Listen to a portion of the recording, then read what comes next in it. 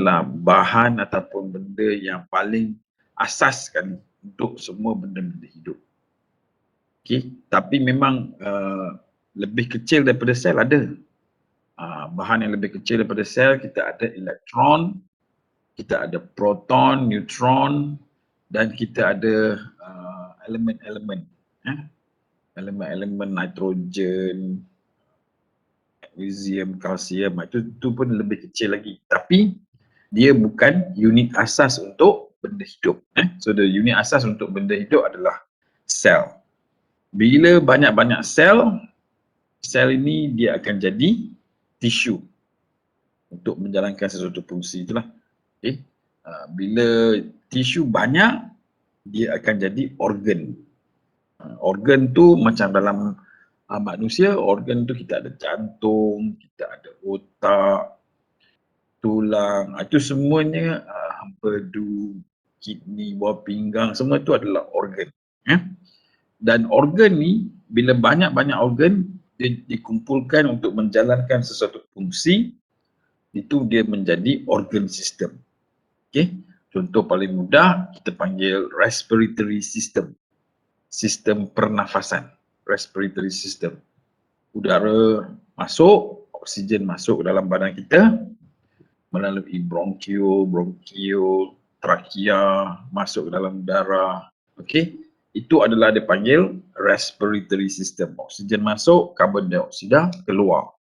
Itu adalah satu organ system. Untuk menjalankan organ system itu, contohnya sistem pernafasan itu, dia terdiri daripada banyak organ yang akan diperlukan untuk menjalankan sesuatu sistem itu.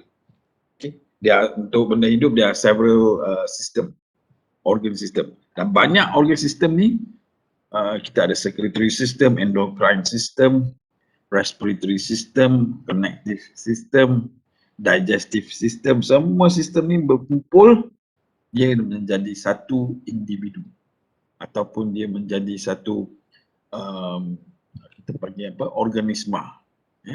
So bakteria tu dia kecil tapi dia ada organ system juga. Contohnya untuk dia reproduction, untuk dia membiak, reproduktif dia. Okay, dia ada satu sistem dipanggil reproductive system. Walaupun dia sekecil tu, very small, very minute, tetapi dia ada dia punya sistem. Dia ada transport system dia untuk dia bergerak daripada satu tempat kepada tempat yang lain. Itu satu sistem. Ataupun dia ada reproductive system, dia ada digestive system. Satu sistem untuk perkumuhan, membuang, sistem membuang, perkumuhan, digestive system. Even they are very small. Itu sampailah kepada organisma yang kompleks macam manusia, macam haiwan, they are very complex organ system. Kita punya otak tu dia satu sistem yang sangat kompleks. Dan sekarang ni ramai orang dia mengkaji tentang otak ataupun dia mengkaji tentang sesuatu yang efektif. Contohnya feeling, perasaan. Itu dia dikawal oleh organ system. Itu yang orang kaji dekat otak kita tu yang mengawal tentang perasaan marah, perasaan suka. Itu dia ada hormon-hormon dan dia hormon tu dia akan trigger bahagian otak-otak dan sebagainya. Itu dia satu sistem yang sangat kompleks. Daripada yang very simple organism macam bakteria sampailah organism yang sangat kompleks macam manusia dan juga haiwan-haiwan yang ada kita panggil perasaan, feeling ataupun affective. So that is one system. Dan semua ni dia membentuk individu. Kalau banyak-banyak individu dia jadi apa? Tadi organ sistem dia jadi satu individu. Tapi individu bila dah banyak-banyak individu dia jadi kita panggil population. Populasi. Bila banyak-banyak populasi manusia berkumpul banyak-banyak dia jadi satu dipanggil ekosistem. Dan banyak-banyak ekosistem ni dia ada benda hidup dan benda yang bukan hidup lah. Dan banyak-banyak ekosistem tu dia akan menjadi spheres ataupun biospheres. Itu adalah dia punya hierarki ataupun organisation. Daripada sel sampailah biomes tu. Itu dia punya organisation. So most animal have 4 types of tissue. Kebanyakan benda-benda animal, kita bincang animal because animal is the most complex organism. So most animal have 4 types of tissue organized as organ and organ system. Okay, yang paling bawah tu adalah kita panggil paling bawah adalah sel. Kejap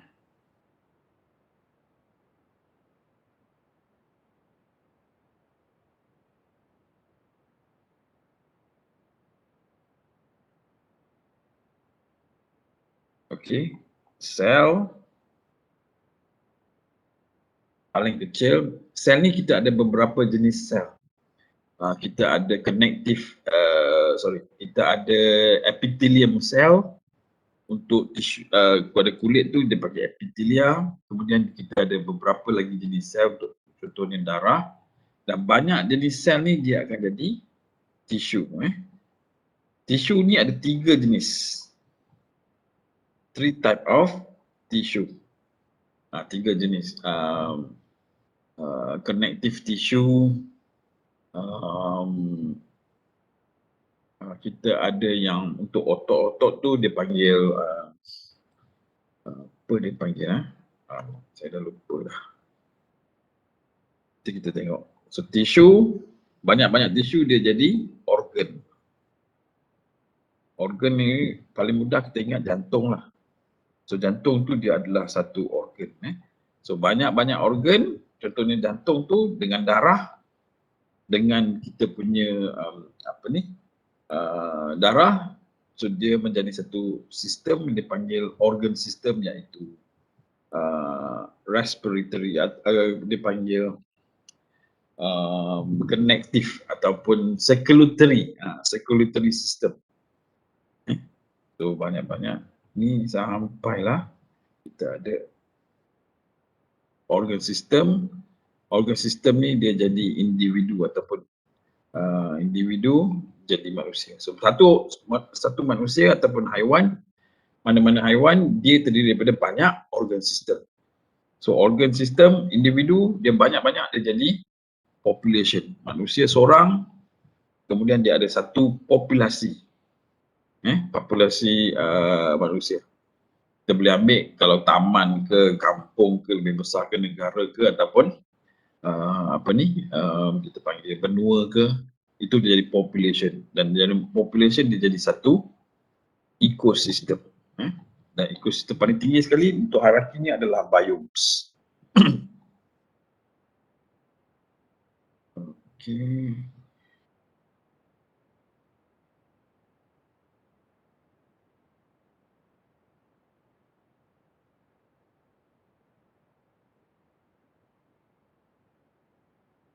Right. Most animals have 4 types of tissue, and extracellular fluid serve as the body internal environment. Extracellular ni dia bermaksudnya kita ada sel. Untuk setiap sel tu, sel kulit ke, sel dekat otot ke semua benda sel tu, di luar sel tu dia ada extracellular fluid. So kita ambil contoh sel haiwan. Sel haiwan,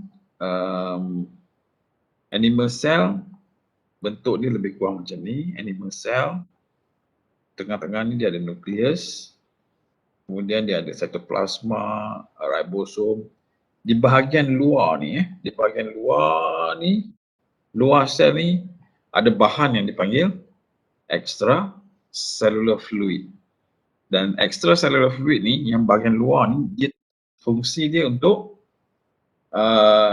mengekalkan body internal environment, to serve as a body internal environment. Maknanya kalau suhu di luar sini panas, luar sel ni panas, internal environment dalam dia tak dalam dia tak panas sebab dia dikawal oleh extracellular fluid ni. Ataupun kalau luar tu sejuk, dalam ni tak. So suhu dia akan kekal. So fungsinya adalah to serve as a body internal environment. And animal structure is influenced by physical constraint and evolutionary history. Ini bila kamu belajar nanti lebih lanjut lagi, kita akan belajar tentang kita panggil evolutionary history. Bagaimana kita panggil evolution, proses evolusi itu berlaku. Evolusi ni contoh yang paling mudah saya selalu gunakan adalah dinosaur. Dinosaur tu dia telah melalui proses evolution. Kita tahu dinosaur sekarang ni tak ada dah. Kita tak boleh jumpa dah dinosaur. Tapi kita tahu dia ada. At one time tu dia ada di bumi kita ini. Bagaimana kita boleh tahu? Melalui dia punya remnants, tinggalan-tinggalan dia. Mungkin dia punya dia panggil fossils. Fosil ni dia adalah traces, bahan-bahan yang tertinggal. Contohnya bahan-bahan seperti yang tengkorak, tulang. Bahan ini dia tidak mudah decompose ataupun tidak mudah terurai. Dia kekal sebab dia mengambil masa yang lama. So tulang ni dia mengambil masa yang lama untuk dia terurai, jadi dia akan jadi tinggalan. Tapi tak semestinya tulang. Kalau tapak kaki pun, footprints pun dia boleh jadi sebagai fossils. Okay, so walaupun dinosaur tu tak ada, tapi kita tahu dia pernah menduduki bumi kita ini dan dia duduk dekat sini, tetapi dia telah mengalami proses of kita panggil mass extinction, kepupusan yang secara besar, berskala besar lah, mass extinction. So it's totally wiped out, tetapi dia punya kita panggil dia punya evolutionary history dia tu, dia punya distant relative, dia punya cucu cicit yang distant tu lah, bukanlah dinosaur tapi dia punya very distant saudara mara yang jauh tu ada, yang masih lagi ada dekat pada masa sekarang ni. So itu kita dah tahu dia melalui proses of evolution. Untuk semua organisma ni ada, ni kita panggil the modern. Modern ni maksudnya apa-apa saja benda hidup yang ada sekarang ni. Itu kita panggil modern organism. Apa benda yang hidup ni dia berasal daripada dia punya kita panggil ancestor, evolutionary ancestor. Itu melalui proses of evolution. Itu kalau anda berminat, kita kena kamu kena ambil kursus biodiversity and evolution. Kita belajar lagi juga tentang geologi. Geologi adalah satu kajian ataupun bidang yang mengkaji tentang bumi. Dia panggil paleontology. Paleontology ni dia mengkaji tentang fossils. So kita boleh lihat apakah organisma yang hidup hidup pada waktu dahulu sampailah apa yang ada pada hari ini, dia telah melalui proses of evolution. Kalau kamu pernah dengar hutan hujan tropika, contohnya dekat Belum Forest tu, dia dipanggil the oldest rainforest. Oldest maksudnya dia telah melalui berjuta tahun punya proses of evolution. What we have today is organisma yang kita ada pada hari ini adalah hasil daripada proses evolusi yang berlaku. Evolusi ni dia tak boleh dielakkan sebab dia adalah satu proses of adaptation ataupun survival. Sebab perubahan kepada physical environment, perubahan alam sekitar berlaku, so kita pun kena berubah. Kalau kita tengok teknologi pun dia sentiasa berubah ataupun dia melalui proses of evolution kepada yang lebih baik, kepada teknologi yang lebih baik, Yang sekarang ni kita guna artificial intelligence, kita guna robotik, internet, dia panggil apa? Dipanggil internet apa dia panggil itu, melalui proses-proses of evolution. So sama juga animal ataupun benda-benda hidup ni dia juga melalui proses of evolution. Okay, so kita nak masuk tentang connective tissue, cell tissue. Okay, there are 4 type of tissue. Ada 4 jenis tissue dalam vertebrate. Vertebrate ni haiwan-haiwan yang ada, kita panggil tulang belakang lah, vertebrate organisms. Ada yang tulang belakang tu kita panggil vertebrate. Dia ada non-invertebrates. Dia ada vertebrate and invertebrate. Invertebrate ni daripada cacing, daripada udang, crustacean, insect, semua tu dia invertebrate. Vertebrate ni kita ambil peringkat yang lebih tinggi. Kita start from ikan. Ikan tu dia dah masuk sebagai vertebrate. Ikan, kemudian tetrapoda, amphibian, katak, anura, kemudian kita ada reptiles, birds dan juga mammals. Itu semua adalah dalam kumpulan dipanggil vertebrate. So dalam kumpulan vertebrate ni dia ada 4 jenis tissue: epithelial tissue, connective tissue, muscle tissue and nervous tissue. Ini 4 jenis tissue. And animal tissue are organized into organ. Bila banyak-banyak tissue dia akan jadi organ. And structure with 2 or more tissue that carry out specific task. Maknanya organ ni dia terdiri daripada banyak tissue, banyak jenis tissue untuk menjalankan sesuatu fungsi, specific task. Contohnya jantung, which contain all four tissue type. Contohnya jantung tu heart, dia mengandungi 4 jenis tissue. 2 or more organs form organ system that interact physically and chemically to carry out a common task. Apabila 2 atau lebih organ interact, dia akan jadi 2 or more organ forms organ system. Dia akan jadi organ system. Contohnya circulatory system. Circulatory system ni darah. Sistem peredaran darah. Darah tu dia dipump daripada jantung. Daripada jantung keluar, dia pergi kepada organ-organ yang lain untuk dia bawa oksigen. Bila dia sampai kat organ, contohnya otak, dia akan bawa oksigen ke otak.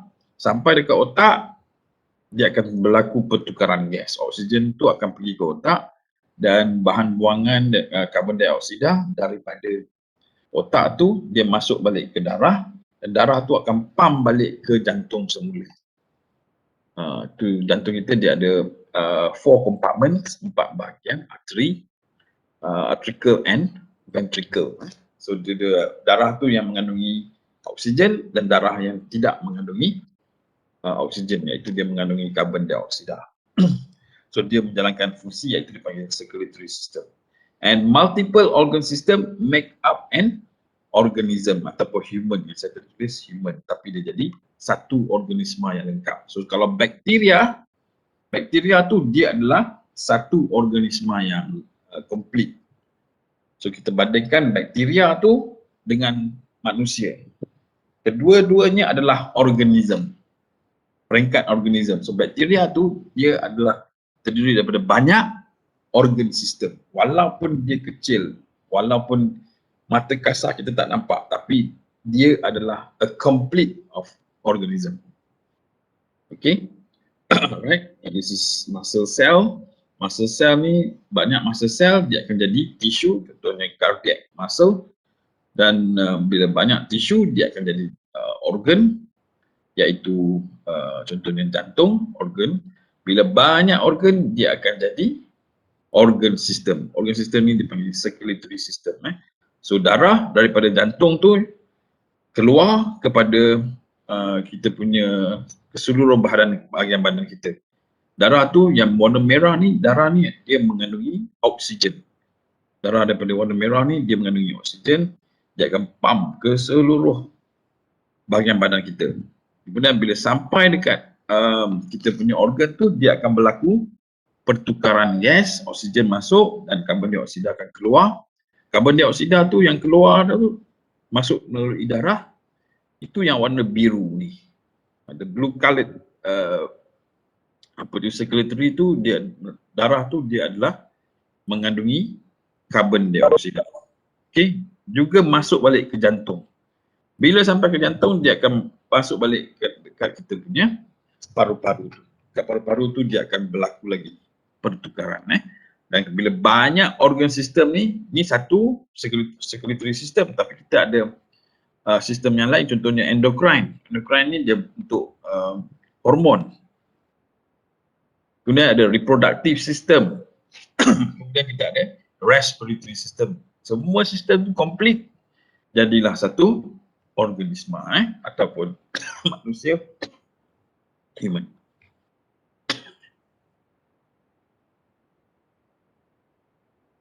Okey. Itu dia punya the essence of tentang cell, tissue, organ and organ system. So yang lain-lain nanti kamu tengok. Saya cuma nak bincang tentang organ system, internal environment ni. Okey, ini tadi saya dah kata dah, dekat luar kita punya sel tu dia ada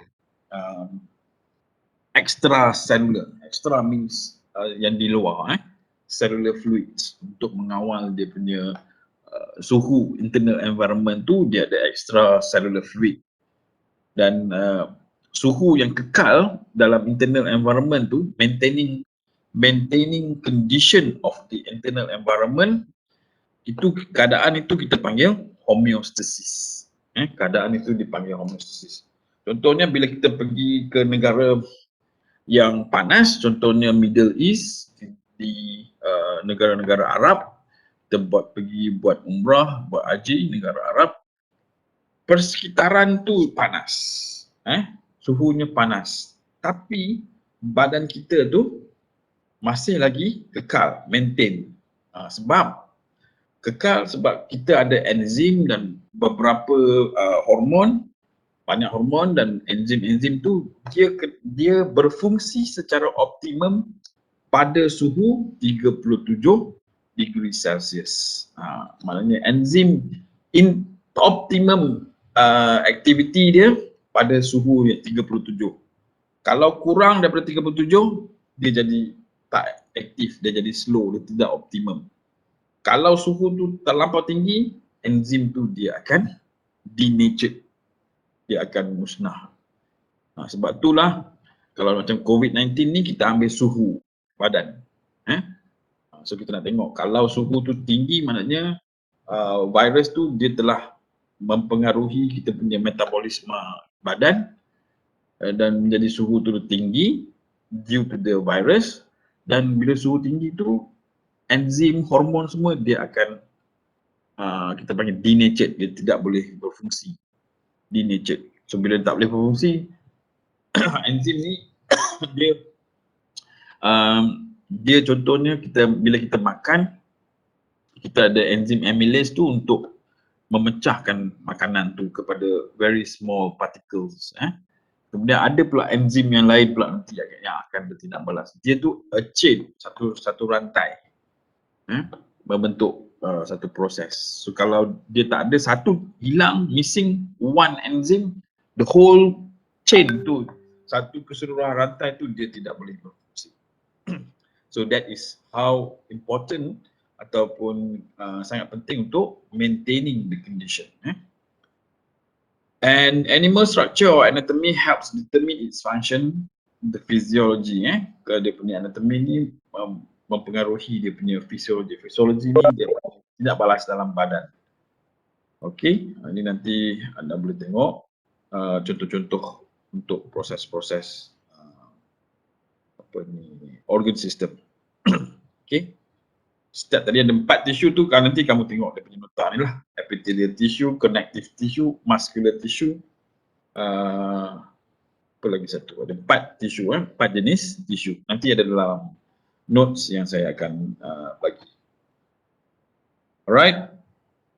So saya rasa untuk part organ and organ system, iaitu je saya nak bincangkan. Nanti nota saya akan masukkan dalam mic dulu. Ada apa-apa pertanyaan sebelum saya masuk untuk nota yang kedua? Any questions? Yeah.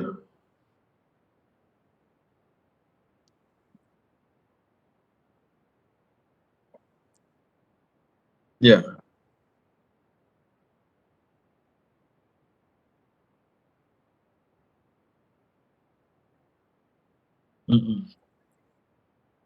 Yeah. Yeah, betul.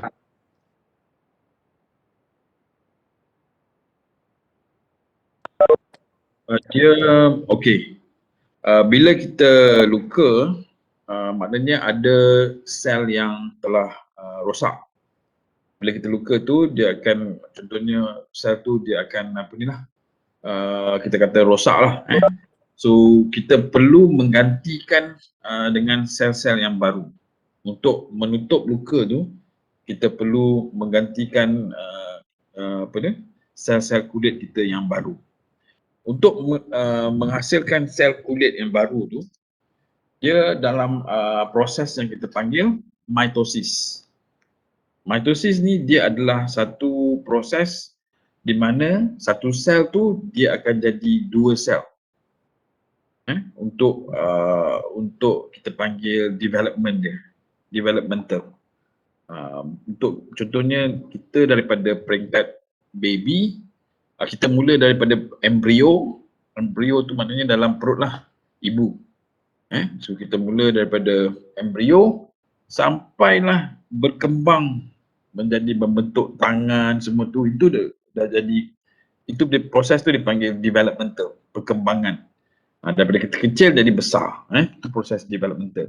Untuk proses itu berlaku, dia memerlukan sel-sel yang baru untuk dia development tu. So untuk dapat sel yang baru tu, dia badan kita dia perlu melalui proses yang dipanggil mitosis. Mitosis tu adalah proses-proses untuk menghasilkan sel ataupun tisu-tisu yang baru.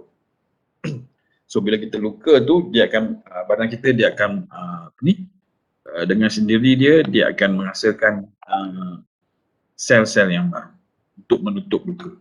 Kalau berapa lama tu, itu bergantung kepada berapa kita punya kita panggil badan kita lah, berapa cepat dia boleh menghasilkan sel-sel yang baru tu.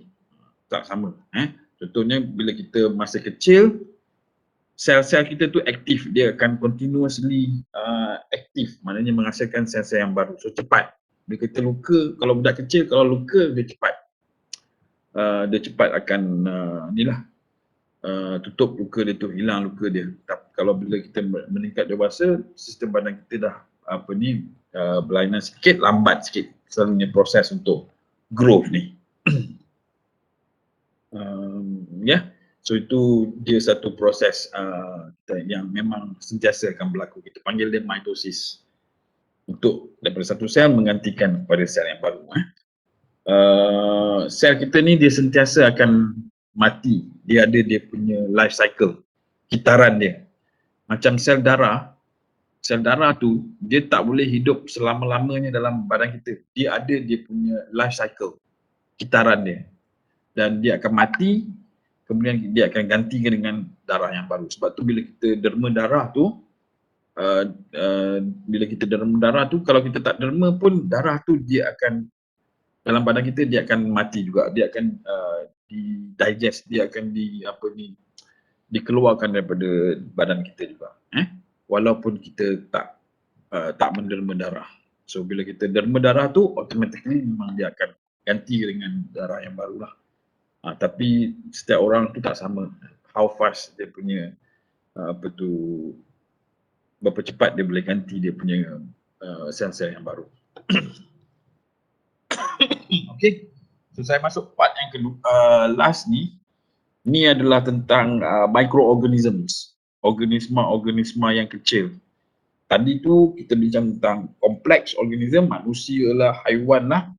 Dia bukanlah dalam kategori microorganism. Microorganisma ni yang apa ni kita panggil, yang kita tak nampak. Selalunya kita tak nampak dengan mata kita. Kita kena guna bahan-bahan peralatan. Contohnya kita kena guna mikroskop untuk lihat dia. Dan mikroskop pun dia ada dua jenis mikroskop. Satu mikroskop tu yang biasa dekat makmal tu, itu kita panggil light mikroskop, mikroskop cahaya.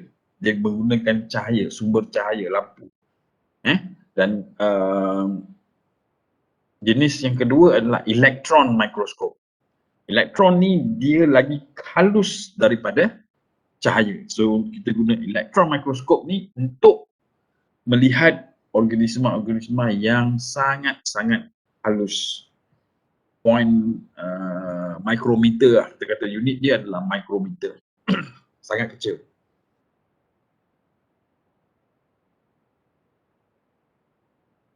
Okay.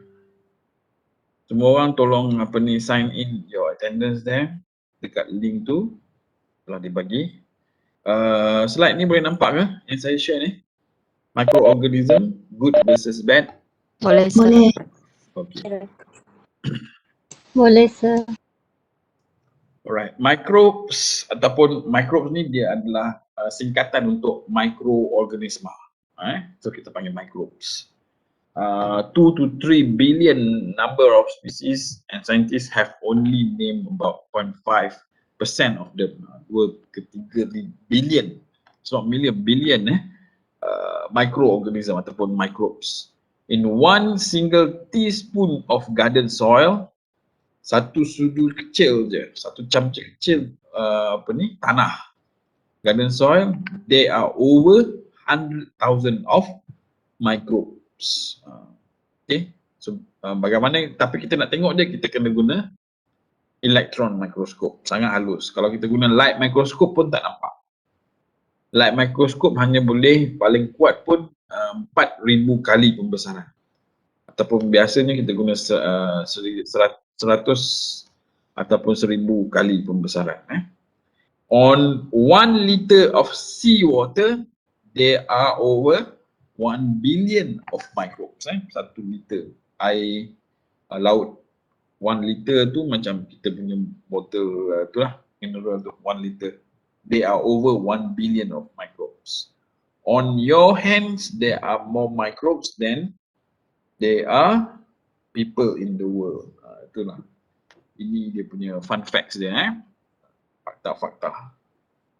So microorganisms or microbes can't see with naked eye. Kita tak boleh nampak. Kita kena guna mikroskop. Dia ada beberapa kategori. Bacteria, viruses, fungi, algae, protozoa and archaea. Ini jenis-jenis.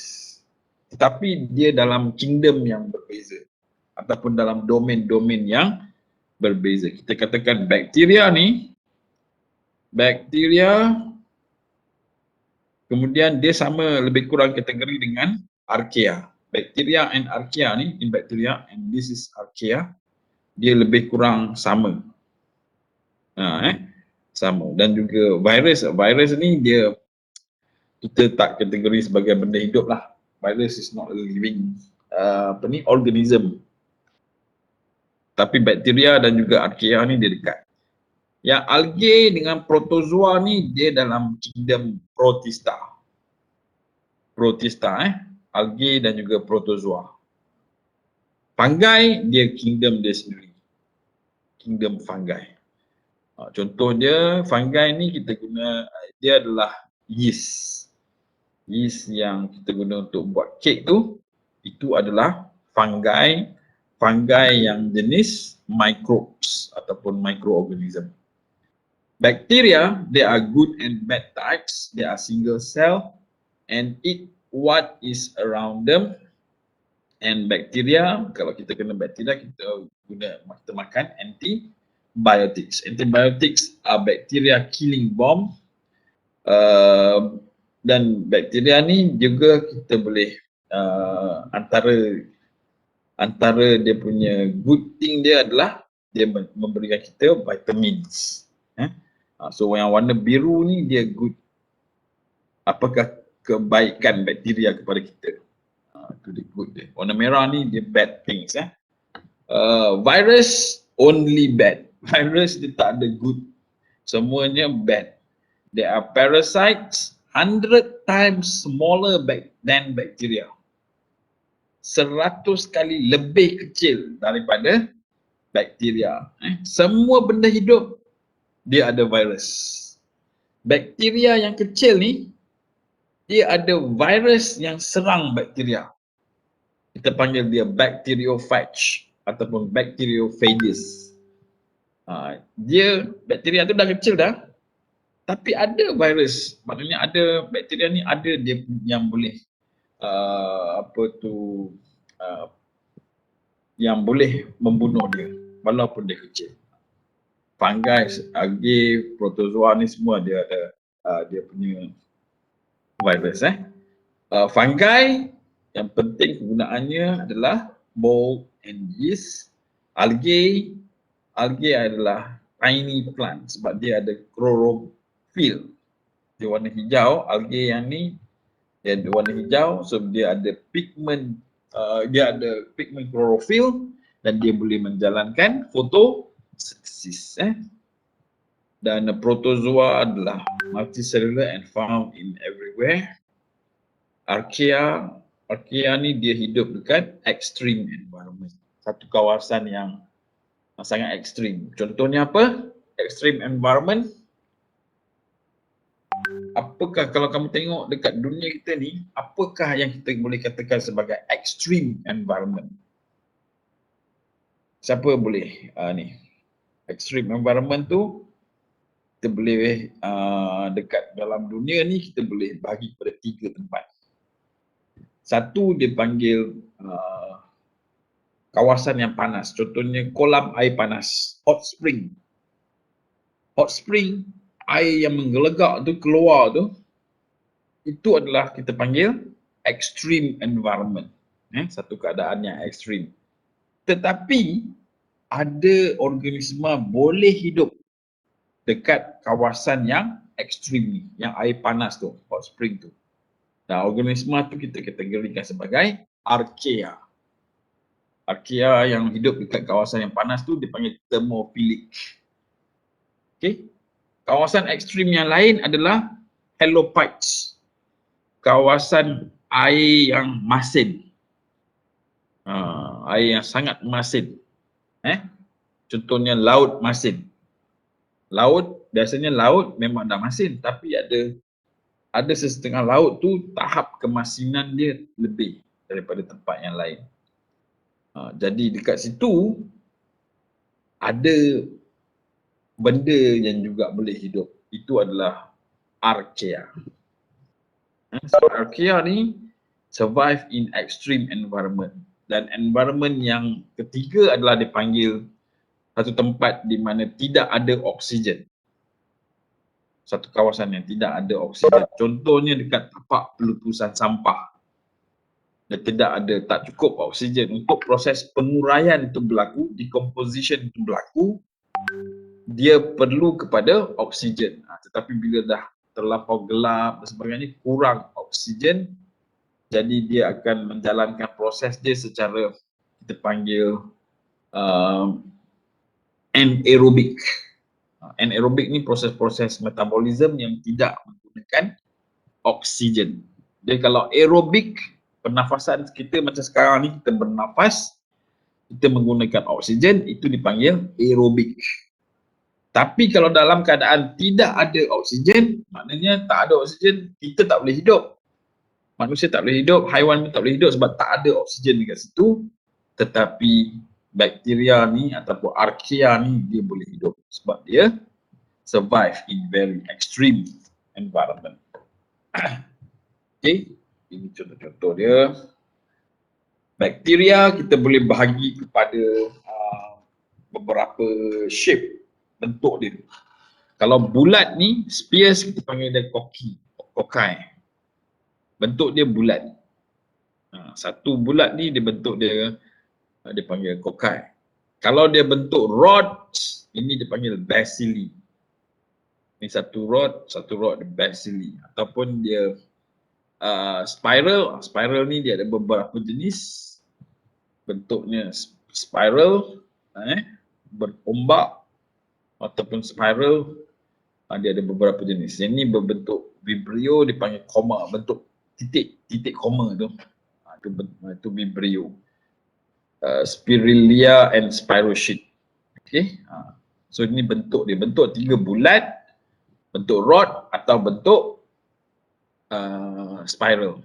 Okay. Tapi dia boleh hidup secara kumpulan. Yang ni satu bakteria hidup dengan satu bakteria lagi. So dia jadi diplokokai. Diplo maksudnya 2. Ataupun dia membentuk rantai. Ini satu bulat, dia sambung. Dia membentuk rantai. Bila dia bentuk rantai ni strepto. Dia maknanya dia sepanjang, dia bentuk rantai, dia strepto. Kokai maknanya dia bulat. Itu dia punya shape. So streptokokai atau streptokoki. Ataupun dia berbentuk cluster. Staphylo ni dia cluster. Yang ni dia rantai panjang, chain, dia bentuk rantai. Yang ni dia bentuk satu gugusan, clustering. So clustering kita panggil Staphylo. Tapi dia masih lagi bulat. So Staphylococcus. Okay. Yang ni dia berbentuk tetrads 4. Ataupun dia bentuk 4 juga tapi ada 2 atau 3. So itu dia punya untuk bakteria. Kita bergantung kepada bentuk dia dan dia punya nature dia. Dia hidup satu ke, bersendirian satu ke, ataupun dia hidup berdua, ataupun dia hidup dalam bentuk rantai, ataupun dia berbentuk cluster. Okay, itu dia punya bakteria. So what can bacteria do? Good bacteria kita boleh guna untuk menghasilkan cheese and yogurt dan juga dia membantu dalam digestion. Aids in digestion, maknanya dalam perut kita ni dia ada banyak bakteria. Bakteria baik dia panggil. Good bacteria yang membantu dalam proses digestion. And bad bacteria it cause sickness such as fever, sore throat. Sore throat ni kita punya sakit tekak, sore throat, or sexual transmitted disease, etc. And produce the body odor. Badan kita yang berbau tu, that was due to the bad bacteria yang hidup dekat kulit. Okay. Ini tadi saya kata bacteriophages. Ini adalah virus. Virus ni dia serang bakteria. Bakteria tu dah kecil dah, tapi ada virus yang serang dia. Virus tu dipanggil bacteriophages. So virus comes in 1,000 times of different shape and size. Yang sekarang ni yang kamu tengok banyak ni adalah COVID-19, dia bentuk bulat macam ni. Okay, ada juga virus yang bentuk yang lain. COVID-19 ni kebanyakan ni dia dalam influenza punya group. Influenza ni dia bulat. Okay, fungi ataupun kita panggil fungi ni kita panggil apa? Cendawan. Cendawan tu adalah fungi, tetapi ada cendawan yang sangat kecil. So kita panggil dia microbes juga. Termasuk sebagai kategori microbes, tapi sebenarnya dia adalah fungi. Contohnya yang dekat kaki kita ni, dia boleh tumbuh fungi ni. Sudah menyebabkan kaki kita berbau. So that was due to the fungus. So yeast is another type of fungus. Okay, bad fungi is athlete foot, dia menyebabkan kulit kita ni yang berbau tu. That was due to the fungus. Algae, macam tadi saya dah sebut, algae dia dalam protista. Algae photosynthetic, taking the energy from the sun, sebab dia boleh menjalankan proses photosynthesis. Dia ada pigment chlorophyll. Right, ini algae Protozoa ni biasanya dia menyebabkan penyakit juga. Protozoa are single cell organisms, variation in shape and size ranging from amoeba, which can change its shape to paramecium with its fixed shape and complex structure. Okay. Dan some of them are parasitic. Dia boleh menyebabkan penyakit host disease. Contohnya malaria disebabkan oleh protozoa. Protozoa ni dalam kumpulan Protista. Kingdom Protista. Archaea, tadi saya dah sebut dah, Archaea live in extreme environment. Methanogens ni maknanya kawasan yang tidak cukup oksigen. So, dia menghasilkan gas metan. Kalau kamu tengok kebakaran yang berlaku dekat tapak pelupusan sampah. Sebab di tapak pelupusan sampah tu dia banyak berlakunya dipanggil anaerobic respiration. Tak cukup oksigen. Anaerobic respiration ni dia akan menghasilkan gas metan, CH4 metan, dan metan ni dia mudah terbakar. Okay, ataupun dia dekat thermoacidiphiles, contohnya dekat air panas yang keluar dekat hot spring saya sebut kan. Air panas hot spring tu dia berlaku di daratan, tapi dalam laut pun boleh air panas keluar. Dipanggil hydrothermal vents. Alright, ataupun halopiles. Halopiles ni can live in water with salt. Maknanya dia sangat tahap kemasinan dia tinggi. Salt concentration exceeding 50%. The ocean concentration is roughly 4%. Maknanya air laut tu dia lebih kurang 4% saja dia punya salinity ataupun tahap kemasinan dia. Tetapi ada yang sampai tahap kemasinan dia, salt concentration dia exceeding 15%. Sebab bila dalam keadaan macam ni, tidak ada bakteria boleh hidup dalam yang air yang sangat masin ni. Tidak ada bakteria boleh hidup. Sebab dia akan burst, dia punya sel tu akan burst. Nanti kalau kamu belajar biologi, kita ada 3 jenis larutan dipanggil hypertonic solution, isotonic solution dan juga hypotonic solution. Bila kita masukkan sel darah pada isotonic solution, dia jadi bentuk dia macam tu je. Kalau kita masukkan dalam hypertonic solution, dia akan sel kita dia akan mengecut sebab air banyak keluar. Okay. So tapi tak ada bakteria boleh hidup, tapi Archaea ni boleh hidup. Archaea ni dia macam bakteria tapi dia hidup dekat extreme environment. Alright, so itu saja untuk kuliah pada hari ini, dan saya telah cover 2 topik,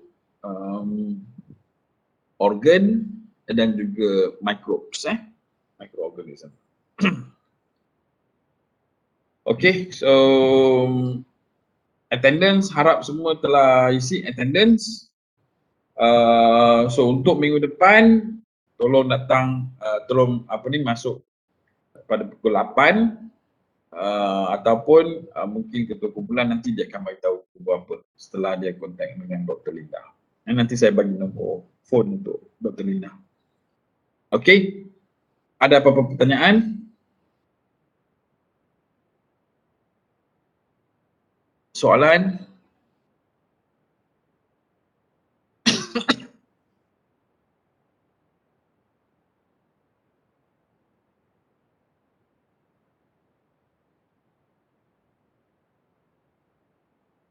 Tak ada Boleh dengar ke? Boleh. Tak ada Boleh. soalan. Okey. Okey, kalau tak ada soalan, so saya akan tutup kuliah saya ni. Selama 5 minggu bersama anda, walaupun tak dapat jumpa kita secara online. Kadang-kadang saya on video, selalunya tak on. So saya rasa memang memang banyak juga kesilapan atau kelemahan saya mohon maaf selama 5 minggu. Dan diharapkan anda akan terus dengan minggu hadapan anda akan masuk part untuk bahagian kimia. Selepas tu anda akan masuk part untuk fizik.